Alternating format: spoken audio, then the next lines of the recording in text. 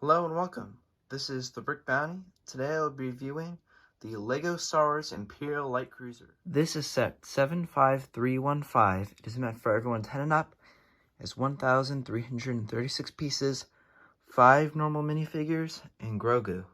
This set is from The Mandalorian. Once fully assembled, this set is massive. It's longer than my entire arm and hand. In universe, this is a light cruiser, not a star destroyer. It is smaller and has some differences, including these turrets up front, a different shaped bridge, a much different rear, and this whole section is far different. Unlike a star destroyer, this set can be picked up by the bridge like this and shaken around all you want, but it's never going to break. It's very sturdy.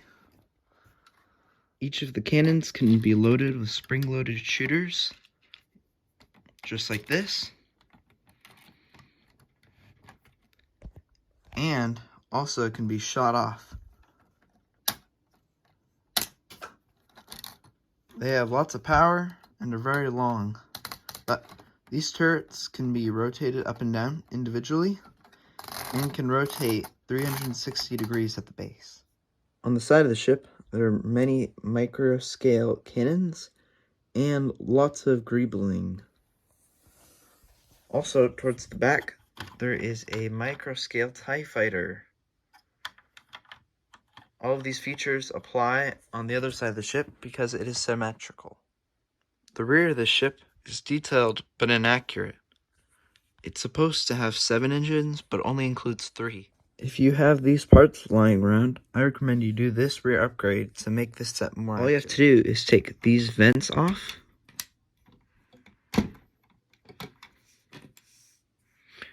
put these pieces on,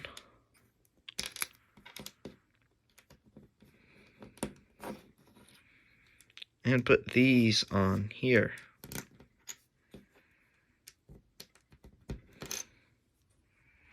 These parts can be placed on the edge like this, and these pieces can be placed on here like this. Once those are connected, put on the light blue clear studs.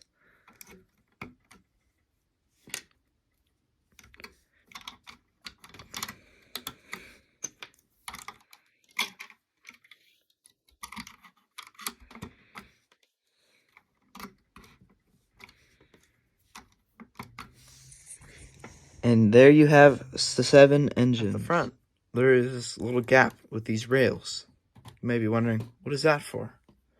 So, you can take one of the micro-scale TIE fighters, place it right on in there, facing forward, and then hitting this button right here, and it flies away just like in the movie. The show. That leads us into the inside, where there is this black table with a red coffee cup. Also, there are 2 crates. One of them containing a pair of quad binoculars, and the other containing these thermal detonators. Here at the back, there are a couple of control panels and a clip to put on a spring-loaded shooter. Inside, you can recreate many battles from the episode. The Dark Trooper in the set looks really good. He has a custom helmet with red eyes and big shoulder pads, which make him look much bigger.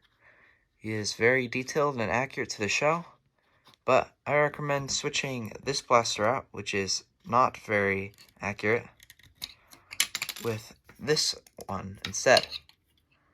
This is much more accurate to the one he uses in the show, and is the one he uses in the Dark Trooper Battle Pack. The other villain in this set is Moff Gideon.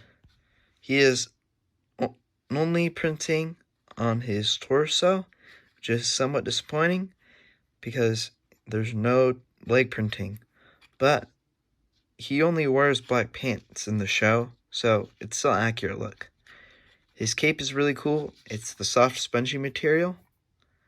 That is the newer one, and it is black on the outside and red on the inside.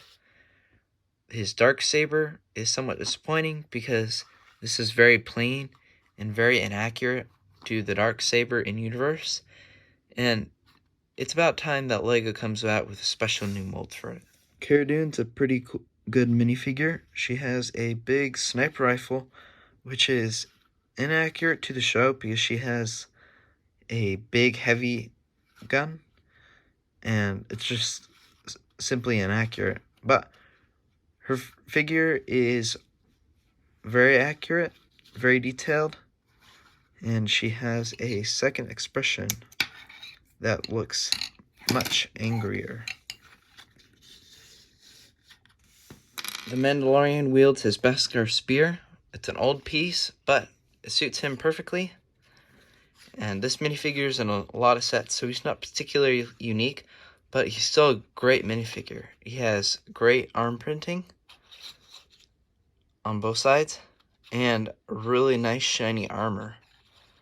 Unfortunately, the helmet lines are printed low, which looks really bad.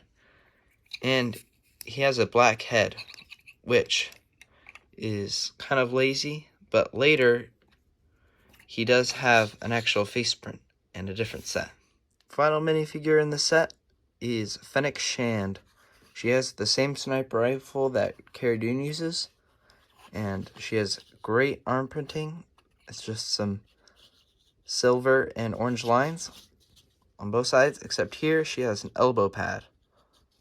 On the front and back is some great shiny printing, which looks good. And on her head she has a cool helmet. And underneath she has a little smirk face print. And on the back she has a pretty neutral face. There's also a Grogu. He is not very rare. He's in many sets, and a lot of people have him. But he's still a good minifigure. He has a little bit of printing on his small torso, and a cute little baby head. Overall, this is a really good set with great minifigures and detail, but I think it is overpriced at $160.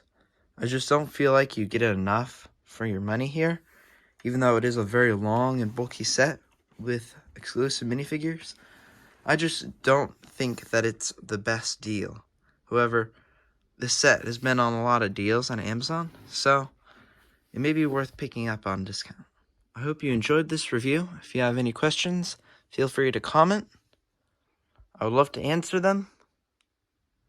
This has been the Brick Bounty. Goodbye.